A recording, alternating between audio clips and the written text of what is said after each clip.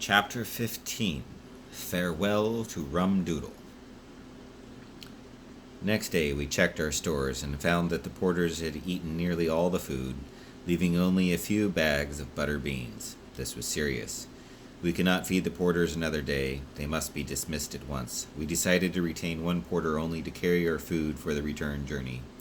We must abandon all of our equipment, keeping only the most necessary personal effects, such as alarm clocks and hot water bottles. Constant addressed the porters, and after much excitement, they told us they understand the position. They insisted, however, on being paid up to their probable date of our arrival in Chahokohusi, since to argue with them would mean feeding them for several days. There seemed to be nothing else to do. We paid them and told them to be off, but instead of going, they all came and stood in front of my tent, where I was cutting my toenails. When I went out to see what they wanted, Bing came forward and stood in front of me, looked me straight in the eye, and uttered a powerful belch. Then he walked away. Bung followed him, then Bo, then Solo, then Lotu, then all of them. One by one they came and belched at me. The glacier echoed with belches, from the deep bass rumble of Bing to the treble peeps of the boys. Burley said it reminded him of Aldershot. One little fellow seemed to be stomach-tied. He stood in front of me shyly, unable to produce a sound. Then he made a kind of cough and ran off amidst laughter. Last of all came Pong. Poor fellow, the tears were strewing down his face. His magnificent belch brought a mum of approval and admiration from all present. We embraced, and he pressed upon me a small black object, wisdom and of indeterminate shape. I examined it, could make nothing of it. I showed it to the others, who shook their heads. Suddenly, Wish gave a great cry and snatched the thing out of my hand. It was a warple, a toasted and blackened warple, but still a warple. Wish asked Constant to find out about it.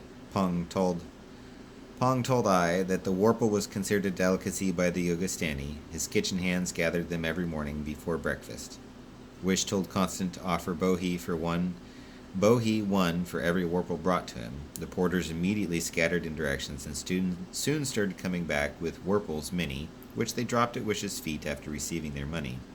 Soon he had a pile some 3 feet high and bankrupt. He appealed to Constant to stop them, but they went on until the district was denuded of warples. Wish was now surrounded by a wall of warples and heavily in debt to the expedition.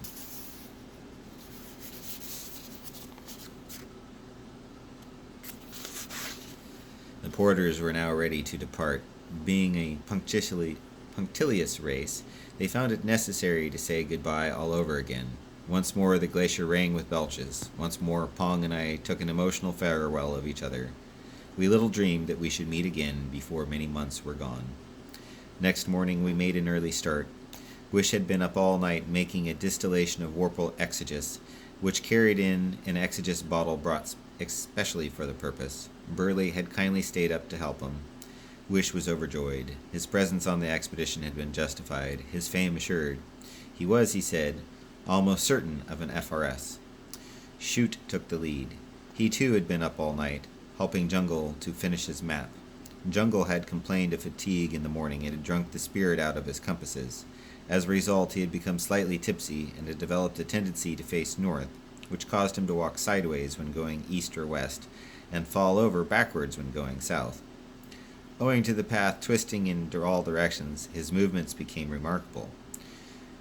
Shoot helped him good-naturedly, but Wish, who was following, became so bewildered that he went quite giddy and fell on his hip, smashing his exeges bottle. The contents ran down his leg and froze, so that he was stiff-legged for the rest of the day and fell down frequently. Burley spent the day picking him up and consoling him for his bruises and the loss of the exeges. Constant and Prone followed. Being deprived of Prone's cooking, Constant had been awake all night with a stomachache.